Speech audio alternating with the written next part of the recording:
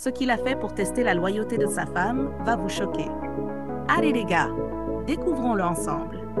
Salut tout le monde, bienvenue dans le film incroyable d'aujourd'hui qui vous tiendra en haleine du début à la fin. Mais avant qu'on ne commence, ne soyez pas pressés. Prenez un petit encart pour rester concentré et n'oubliez pas de vous abonner pour plus de films passionnants de notre part. L'histoire commence avec une jeune femme nommée Mima qu'on voit vendre sa nourriture au bord de la route. Un vieil homme venu acheter chez elle commence à la complimenter. Soudain, son mari, Ikaka, apparaît à l'improviste. En colère, il frappe le vieil homme à la tête et tente de se battre avec lui. Pris de rage, il jette la nourriture de Mima et la poursuit à l'intérieur, criant qu'elle est sa propriété et qu'aucun homme ne doit l'approcher. Plus tard, quand Mima essaie de retourner au marché, Ichaka refuse de la laisser sortir ce jour-là. Au travail, un homme vient voir Ichaka pour récupérer sa voiture, restée au garage depuis plus d'un mois. Mais à peine arrivé, Ichaka se met à se battre avec lui, le soulève et le jette par terre, clairement déjà contrarié. Ce soir-là, Ichaka est assis dans le salon lorsque Mima entre pour lui souhaiter la bienvenue. Alors qu'elle s'apprête à rentrer, Ichaka l'appelle et lui ordonne d'enlever sa culotte. Mima, choquée, croit avoir mal entendu, mais il répète. Ils se disputent jusqu'à ce que Mima, furieuse, le traite de chien. Ichaka menace alors de la dénoncer aux anciens du village, disant qu'elle devra expliquer pourquoi elle lui a désobéi. Par peur et frustration, Mima finit par enlever sa culotte pour qu'il la sente. Elle est profondément blessée et humiliée. Plus tard dans la nuit, Ichaka ne trouve pas le sommeil. Il veut être avec sa femme, mais elle n'est pas heureuse. Malgré tout, elle finit par céder. Le lendemain matin, on voit Ichaka aider Mima à vendre sa nourriture. Un homme dans une voiture essaie de les arrêter, mais Ichaka insiste pour qu'ils continuent. Mima, inquiète que ce soit un client, le persuade d'attendre. Quand l'homme tente de s'approcher d'elle, Ichaka perd encore son sang-froid et le chasse violemment. Mima est humiliée et le cœur brisé. Ce soir-là, Ichaka rentre du travail avec des vêtements pour Mima. Quand elle les découvre, ce sont de longues robes. Elle se plaint, mais Ichaka insiste. C'est ainsi qu'elle doit s'habiller, pour couvrir sa propriété. Il lui demande d'en enfiler une pour voir. À sa surprise, elle lui va parfaitement. Puis il lui demande de lui servir à manger. Le lendemain, au travail, Ichaka reçoit un message qui le met hors de lui. Il rentre précipitamment pour confronter Mima et exige de savoir qui lui a écrit. Mima explique que la personne voulait juste lui commander de la nourriture, mais Ichaka refuse de la laisser sortir. Cette nuit-là, Mima s'enfuit de la chambre en le suppliant de la laisser tranquille, mais il n'en a pas assez. Elle court effrayée. Le lendemain, Ichaka et Mima descendent d'un kéké et le conducteur fixe le derrière de Mima. Ichaka le remarque et le gifle aussitôt. Ils sont sur le point de se battre avant qu'Ichaka ne le chasse, laissant son kéké derrière. Mima, mécontente, rentre silencieusement à l'intérieur. Cette nuit-là, Ichaka ne dort pas, obsédé par la manière d'empêcher les hommes d'approcher Mima. Le jour suivant, alors que Mima vend de la nourriture, un client lui dit de garder la monnaie. Ichaka, témoin de la scène, se fâche, prend l'argent et force l'homme à le reprendre avant de le chasser. Mima est épuisée, lasse de le voir éloigner tous ses clients au nom de la protection. Ichaka, furieux, lui ordonne de fermer pour la journée. Mais attendez, et si la jalousie d'Ichaka cachait quelque chose de plus profond que l'amour? Le lendemain, la mère d'Ichaka vient leur rendre visite. Mima lui raconte tout, comment Ichaka chasse ses clients à cause de sa possessivité. Sa mère les conseille tous les deux. Ils doivent s'unir et se comprendre comme de vrais partenaires. Ce soir-là, Mima va parler à Ichaka dans leur chambre. Bien qu'il soit en colère qu'elle ait mêlé sa mère à leurs affaires, ils finissent par discuter calmement et se réconcilient. Le lendemain matin, alors que Mima vend sa nourriture avec une brouette, une voiture la percute accidentellement. Le conducteur propose aussitôt de l'emmener à l'hôpital, puis la raccompagne chez elle. Avant de partir, il demande son numéro pour prendre de ses nouvelles, mais Mima refuse poliment, disant que son mari s'occupera d'elle. Le soir, quand Ichaka rentre et la voit allongée sur le canapé, la jambe bandée, il est choqué. Elle lui explique tout. L'accident, le conducteur et comment il l'a ramené. Mais au lieu de compatir, Ichaka se met en colère parce qu'un autre homme l'a touchée, soignée et raccompagné. Cette nuit-là, Dan, l'homme qui l'a renversé, ne parvient pas à arrêter de penser à Menama. Le lendemain, au garage, Ishaka semble perdu dans ses pensées. Son patron lui demande ce qui ne va pas et Ishaka avoue qu'il songe à mettre Menama enceinte pour que les autres hommes cessent de la convoiter. Plus tard dans la journée, pendant que Menama vend de la nourriture, Dan réapparaît pour la chercher. Elle est surprise de le voir et encore plus choquée d'apprendre qu'il a découvert où elle travaille. Après une courte conversation, Dan décide de manger dans son étal. Ce soir-là, Dan raccompagna Menama chez elle, même si elle ne le voulait pas. Il insista et elle finit par céder. En arrivant à la maison, Ikaka était en train d'aider Menama à masser sa jambe pendant qu'ils discutaient et riaient ensemble. Le lendemain matin, Ishaka était dehors en train de laver des vêtements lorsqu'une voisine s'approcha et lui demanda s'il ne comptait pas fêter sa nouvelle voiture. Ishaka, confus, répondit qu'il n'avait acheté aucune voiture. La femme lui révéla alors qu'elle avait vu quelqu'un déposer sa femme la veille au soir et qu'ils avaient l'air heureux, riant et bavardant ensemble. Ishaka devint furieux. Il se précipita à l'intérieur et alla confronter Mama qui dormait encore. Il exigea de savoir qui l'avait raccompagné. Par peur, Mama lui avoua que c'était le Doc Dan. Ishaka demanda aussitôt l'adresse de Dan. Le lendemain, Ishaka bloqua la voiture de Dan alors qu'il s'apprêtait à entrer dans sa résidence. Il le menaça sérieusement de rester loin de sa femme. Cette nuit-là, Ishaka était assis dans le salon pendant que Mema lui servait le dîner. Mais il refusa de manger. Il lui demanda pourquoi elle ne voulait pas tomber enceinte. Mema, surprise, lui répondit que ce n'était pas sa faute, que le moment de Dieu est toujours le meilleur. Après une courte dispute, Ishaka se leva et partit sans toucher à la nourriture. Le lendemain matin, Menama servait ses clients lorsqu'elle vit Dan arriver. Surprise de le voir encore, elle lui demanda cette fois de partir, car son mari n'aimerait pas le voir là. Au lieu de partir, Dan lui proposa 300 000, expliquant qu'un de ses amis organisait une fête et avait besoin d'une cuisinière. Il voulait qu'elle accepte le travail. En entendant cela, Menema retrouva le sourire et accepta la proposition. De retour à la maison, Menema commença à rédiger la liste des choses à acheter pour le travail.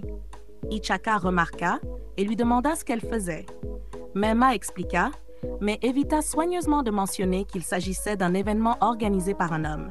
Elle fit croire que c'était pour une femme, afin de le rassurer. Le lendemain matin, alors que Menema sortait acheter les ingrédients pour la fête, Dan la vit et proposa de la déposer. Ce soir-là, Menema termina la cuisson et s'assit avec Dan, attendant les invités. Après plus d'une heure, personne n'était arrivé. Inquiète, Menema demanda où ils étaient, mais Dan continua de lui dire qu'ils allaient venir. Quand il se fit tard, elle insista pour savoir la vérité. C'est alors que Dan avoua qu'il voulait simplement passer du temps seul avec elle. Menema fut choquée. Elle se leva pour partir, mais Dan tenta de la retenir, la suppliant de rester, disant qu'il était tombé amoureux d'elle. Incroyable, n'est-ce pas? Tomber amoureux de la femme d'un autre. Dan essaya de lui faire des avances, mais Menema réussit à s'échapper et s'enfuit. De retour à la maison, tremblante et paniquée, Ishaka fut surpris de la voir, puisqu'elle devait passer la nuit là-bas. Menema mentit rapidement, disant qu'elle avait été attaquée par des voleurs et avait dû courir se réfugier chez elle. Mais au lieu de s'inquiéter pour elle, Ikaka ne se soucia que de sa propriété. Le lendemain, alors que Menema se préparait pour aller vendre, une femme l'aborda et la mit en garde de rester loin de Dan, affirmant qu'il était un psychopathe. Elle prétendait l'avoir vu quitter son appartement la veille. Menema resta figée, ne sachant quoi répondre. Ce soir-là, Dan rentra chez lui et fut surpris de voir son ex-petite amie l'attendre. Furieuse qu'il l'ait quitté, elle éclata en colère. Au cours de leur dispute, elle révéla qu'elle était allée voir Menema pour lui dire qui il était vraiment. Enragé, Dan la chassa de chez lui. Le lendemain, Dan vint s'excuser auprès de Menema avec un bouquet de fleurs. Menema, craignant que son mari ne le voie, le tira rapidement à l'écart et le supplia d'arrêter de la déranger. Elle n'était pas intéressée. Dan finit par partir, juste au moment où Ishaka l'appelait, et Menema rentra précipitamment. Le lendemain matin, un livreur apporta un colis pour Menema. Surprise, elle demanda qui l'avait envoyé, mais l'homme dit qu'il ne savait pas. Elle prit le paquet et alla l'ouvrir à l'intérieur. À l'intérieur se trouvait de l'argent et une note de Don, lui demandant de se préparer car il viendrait la chercher pour dîner. Memma, choquée par son audace, remit vite le tout dans la boîte. Quelques instants plus tard, on la vit devant la maison de Don, en colère, l'attendant. Lorsqu'il sortit, elle lui rendit son cadeau et lui ordonna de la laisser tranquille. Don, cependant, lui répondit qu'il prouverait qu'Ichaka ne l'aimait pas vraiment. Memma l'ignora et s'en alla. Le soir suivant, Ichaka était dans la chambre lorsqu'un message arriva sur le téléphone de Memma. Curieux, il le lut et vit un texto d'un homme disant qu'il s'ennuyait d'elle. Furieux, Ichaka appela le numéro et une voix masculine répondit. C'était suffisant pour lui. Ichaka entra dans une colère noire, alla affronter Memma, jeta les haricots qu'elle triait et exigea de savoir de qui il s'agissait. Memma avoua que c'était le Dr. Don. Pris de rage, Ichaka brisa sa carte SIM en morceaux. Memma fut dévastée, sachant qu'elle venait de perdre les contacts de tous ses clients. Le lendemain, Dan revint encore voir Memma, mais cette fois, c'est Ichaka qui sortit pour le confronter. Les deux hommes échangèrent des paroles violentes. Alors que Dan s'apprêtait à partir, il s'arrêta, se retourna vers Ichaka et lança une proposition choquante. 20 millions pour qu'il quitte Memma. Cette nuit-là, Ichaka ne put pas dormir.